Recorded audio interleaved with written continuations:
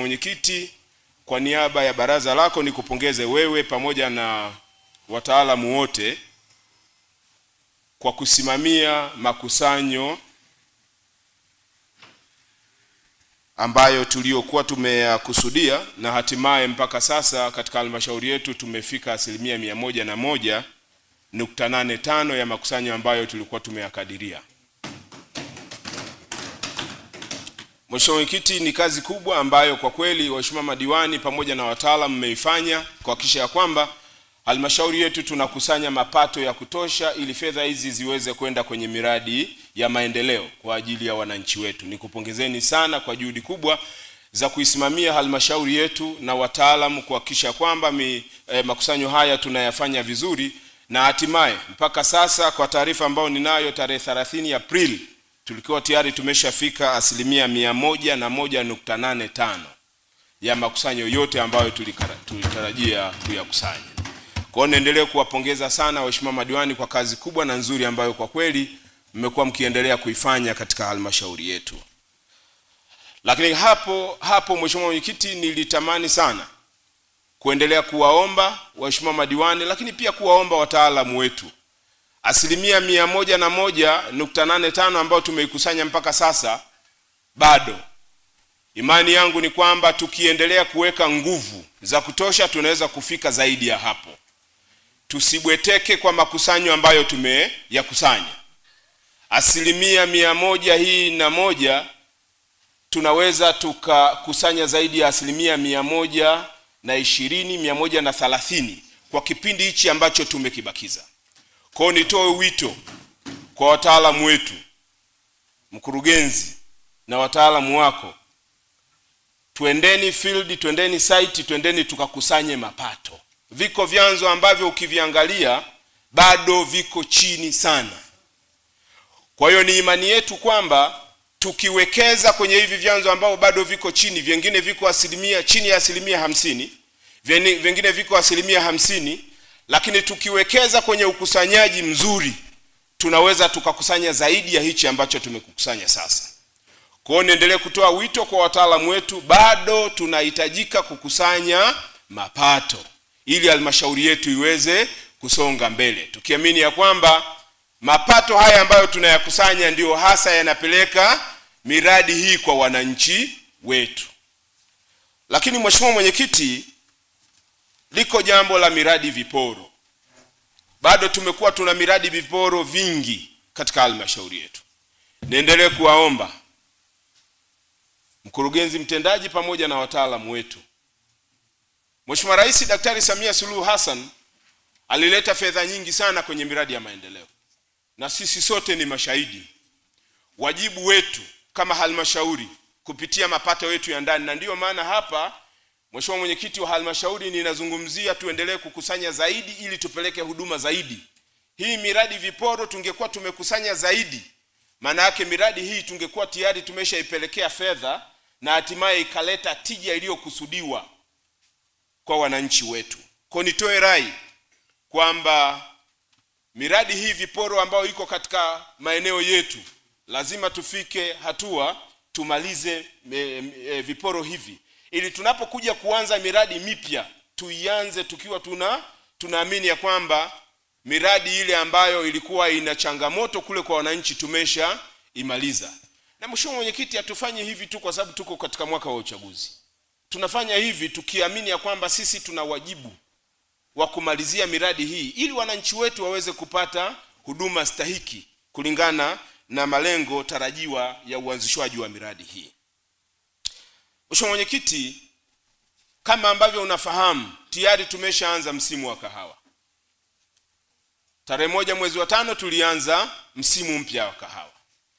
Lakini Mheshimiwa Mwenyekiti, ukiangalia katika wilaya yetu hii ya Karagwe, kahawa inatuingizia mapato kwa 1% kubwa sana, na ndiyo tuseme ndio chanzo kikubwa tunachokitegemea.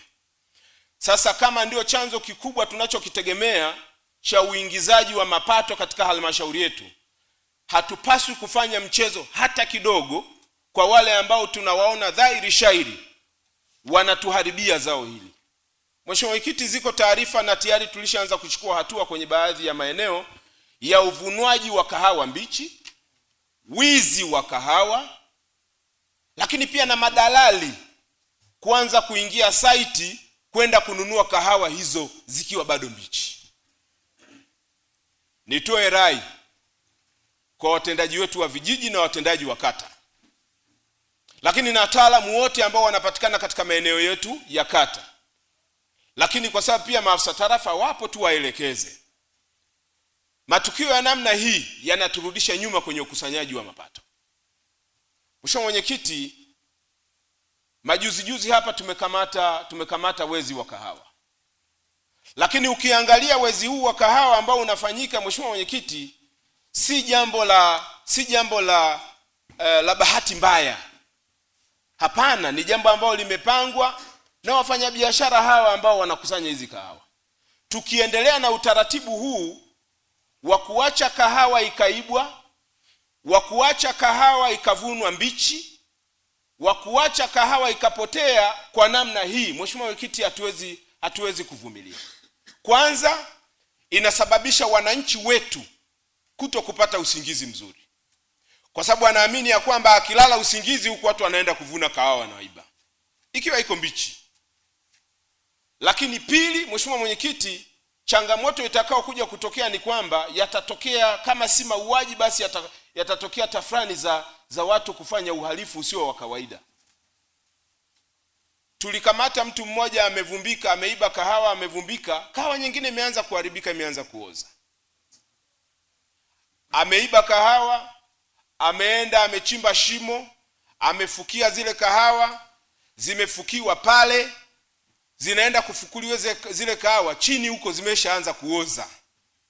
Sasa unajiuliza, tukiacha jambo hili liendelee, maana yake tunaenda kuathiri mapato yetu ya halmashauri, tunaenda kuathiri miradi ya maendeleo kwa wananchi.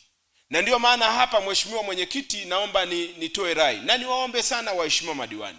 Tumekuwa tukishirikiana nao mara kwa mara na wamekuwa wakitupa ushirikiano mkubwa sana kwenye changamoto hizi ambazo zimetokea. Niwaombe sana waheshimiwa madiwani, tuendelee kupeana ushirikiano kwenye haya ili tuchukue hatua kwa haraka, ili tuweze kunusuru zao hili ambalo wananchi wetu wamekuwa wakilitegemea kwa kiasi kikubwa. Lakini sio wananchi tu, hata sisi kama serikali, kama halmashauri, tumekuwa tukitegemea kwa kiasi kikubwa. Mheshimiwa Mwenyekiti, liko jambo la uanzishwaji wa shule shikizi. Mheshimiwa Mwenyekiti, nadhani tulikuwa wote kwenye kikao kimoja cha Mheshimiwa Mkuu wa Mkoa. Na Mheshimiwa Mkuu wa Mkoa alielekeza ya kwamba hebu tukae tufikirie, tuone namna gani ambavyo tunaweza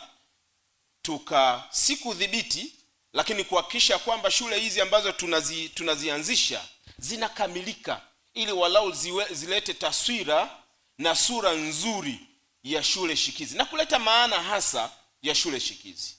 Kwa Mheshimiwa Mwenyekiti, mimi niendelee kutoa rai kwa halmashauri yetu chini ya mkurugenzi mtendaji ya kwamba tunapofika hatua kama tunataka tuanzishe shule hizi, lazima tufike hatua tujithibitishie pasi na shaka kwamba shule hizi, na ni kweli tuna uhitaji wa shule hizi katika maeneo yetu, lakini tunapoenda kuanzisha shule hizi basi tuhakikishe ya kwamba kama si kumalizia, lakini tunafika asilimia kubwa. Mheshimiwa Mwenyekiti, unakumbuka zilionyeshwa picha za baadhi ya halmashauri, ukiambiwa zile ni shule shikizi, we mwenyewe unaona aibu. Tuondokane kwenye jambo hilo. Tuhakikisha kwamba shule hizi ambazo tunaenda kuzianzisha katika maeneo yetu basi zikidhi hata vile vigezo vya kusajiliwa kama shule shikizi.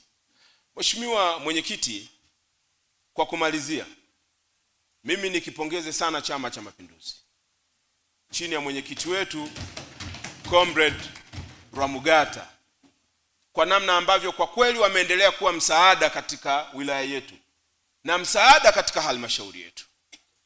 Yako mambo ambayo tunakutana, tunazungumza, chama wanatusaidia, tunakwendaje, na mimi niendelee kukuomba Mheshimiwa Mwenyekiti, kwa moyo huo wa uzazi ambao umekuwa uko nao, basi uendelee kuishika wilaya yetu na kuishika halmashauri yetu, tuone namna gani ambavyo tunaweza kufika kule tunakotakiwa kufika. Lakini Mheshimiwa Mwenyekiti, mwaka huu ni mwaka wa uchaguzi. Mheshimiwa Rais Daktari Samia Suluhu Hassan amefanya kila kitu katika wilaya yetu.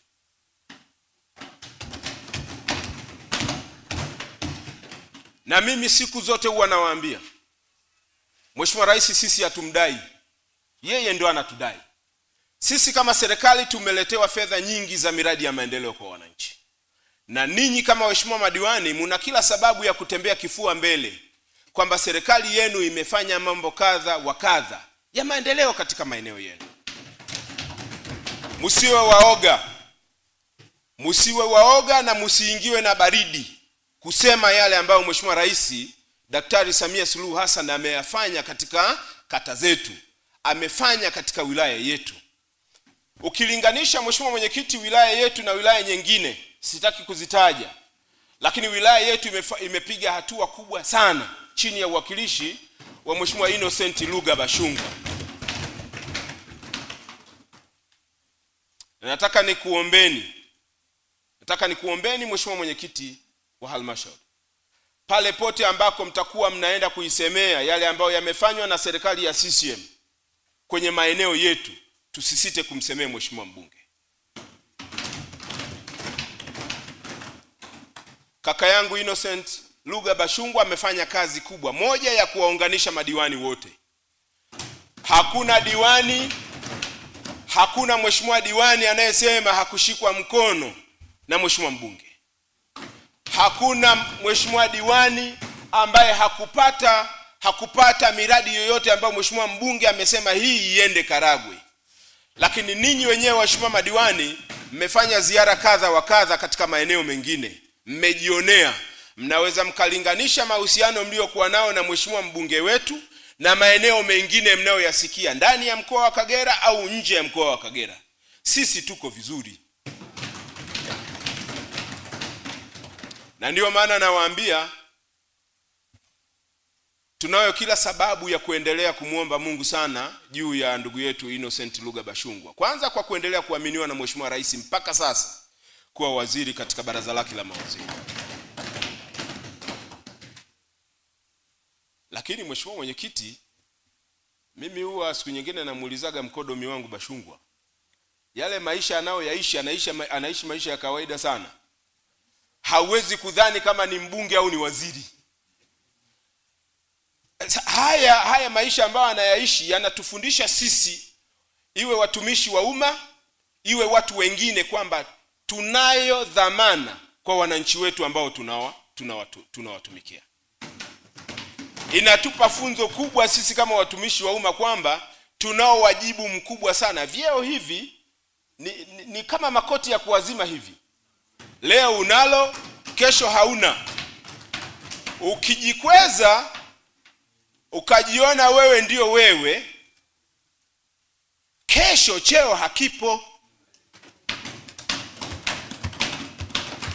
Unarudije kwa jamii ambayo unaishi nayo? Ulishatengeneza mabega, ulishatengeneza kujikweza, ulishatengeneza kiburi, ulishatengeneza jeuri. Kesho cheo hakipo. Unarudije kwa wananchi wako? Kwa hiyo sisi kama waheshimiwa madiwani, sisi kama watendaji wa serikali, lazima tufike hatua tuangalie namna gani ambavyo tunaweza tukaishi na jamii zetu leo wakati tuna vyeo, na kesho ambapo hatutakuwa na vyeo hivi ambavyo tunavyo. Na Mheshimiwa Naibu Waziri Mkuu ana msemo wake unasema watu ni wale. Leo utakutana naye kama makamu mwenyekiti wa halmashauri, kesho unaenda kukutana naye kwenye nafasi nyingine. Leo unakutana naye kama mwenyekiti wetu wa halmashauri, kesho unaenda kukutana naye kwenye nafasi tofauti. Unamwangaliaje wakati mwanzoni tayari ulishamtengenezea ajali?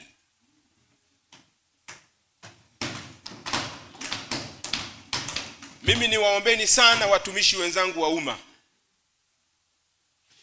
Niwaombeni sana watumishi wenzangu wa umma, na niwaombeni sana waheshimiwa madiwani.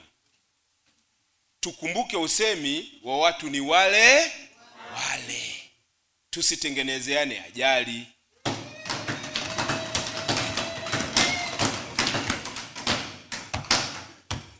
Tusitengenezeane fitna. lakini tusitengenezeane mkwamo wa aina yoyote. Karagwe oye! Karagwe oye! Imani yangu ni kwamba kama tukikubaliana jambo kwamba tunataka tufanye kazi, tupite, tutoboe, tufike kule tunakotaka kupita, tushirikiane kwa pamoja. Lakini tukikubaliana jambo alafu unakuja kutugeuka pahala, hatuwezi kufika. Wananchi hawa wanatutegemea kwa kiasi kikubwa sana kwenye shughuli zetu za maendeleo. Mimi niendelee kuwaomba sana waheshimiwa madiwani. Sura zenu hizi nikiziangalia nyingi kama sio zote, maana inawezekana hapa katikati unajua Mungu ana mambo yake. Lakini imani yetu ni kwamba kama Mungu atajalia mtachukua fomu, mtarudi kwa kazi kubwa ambayo serikali yenu imefanya. Mheshimiwa Rais amefanya kazi kubwa. Hayupo hapa mheshimiwa diwani wa kata yoyote, awe diwani wa kata, awe diwani wa tarafa, viti maalum, akose la kusema fitina zimeanza hizi. Akose la kusema kwamba hakuna kilichofanyika kwenye kata ya wala kwenye tarafa ya yangu. Na ndio maana nasema, na mheshimiwa mwenyekiti, mimi ni shauri waheshimiwa madiwani, kama mlikuwa mna ule utaratibu wa kusoma utekelezaji wenu, ile mikutano ya kuambia wananchi nini mmefanya, waalikeni baadhi ya waheshimiwa madiwani wenzenu kwenye maeneo yenu, wawe mashahidi wenu, wawasemee. Kibondo tumefanya 1 2 3 4 5, aje diwani wa Rugu aje akusemee. Karagwe oye! Lazima tufike hatua tuwaambie wananchi nini tulichokifanya. Tumefanya vitu vikubwa sana katika miaka hii 5. Na tunatarajia kufanya vitu vikubwa zaidi ndani ya hii miaka 5. Miradi tuliyokuwa nao ni mikubwa kuliko tunavyofikiria. Nilikuwa nasikia hapa mtu wangu wa Ruwasa anaeleza. Lakini mheshimiwa mwenyekiti, kwa taarifa yako, mategemeo yetu ni kwamba mwezi huu wa 12 kama sio mwezi wa kwanza, Rwakajunju inaanza kutema. Rwakajunju ikianza kutema ni zaidi ya kata 13 zinanufaika na maji yale. Hatutaanza kuzungumzia mambo ya Kibondo, si kuna changamoto, si kimepanda kimeshuka, haitakuwepo. Kati ya mwezi wa 12 na mwezi wa kwanza, wilaya ya Karagwe inaenda kutengeneza historia ya kutokuwa na changamoto sasa ya maji ndani ya kata 13. Ambazo hizo kata nyingine, hii miradi midogo ya kusapoti mradi mkubwa bado itakuwa inaendelea fedha kuja kwa ajili ya kusapoti miradi hiyo. Nani kama Mheshimiwa Rais? Mheshimiwa Rais yuko Dar es Salaam, yuko Dodoma, lakini bilioni 64 zimeleta kwa Karagwe. Kwa juhudi za mheshimiwa mbunge ndugu yetu Innocent Luga Bashungwa. Mheshimiwa mwenyekiti, leo ukiangalia miundombinu ya barabara kila pahala zimetobolewa. Kila pahala maeneo yanapitika. Mvua zimeleta shida kidogo, lakini ukiangalia kwa uhalisia wilaya yetu inafikika kila pahala. Wenzetu wa TARURA wanafanya kazi kubwa, lakini hizi bado naendelea kusema ni jitihada za Mheshimiwa Rais Daktari Samia Suluhu Hassan chini ya ndugu yetu Innocent Luga Bashungwa, aliyefikisha kilio hiki kwa Mheshimiwa Rais kuhusiana na miundombinu ya barabara katika wilaya yetu ya Karagwe. Tuendelee kuwaunga mkono, tuendelee kuwasemea mazuri Mheshimiwa Rais pamoja na ndugu yetu Innocent Luga Bashungwa kwa haya ambao wameyafanya ndani ya hii miaka 5 katika wilaya yetu ya Karagwe. Mheshimiwa mwenyekiti, kwa haya machache, kwa niaba ya Mheshimiwa mkuu wetu wa wilaya kakangu Julius Kalanga Laizer, naomba kuwasilisha taarifa hiyo na washukuruni sana.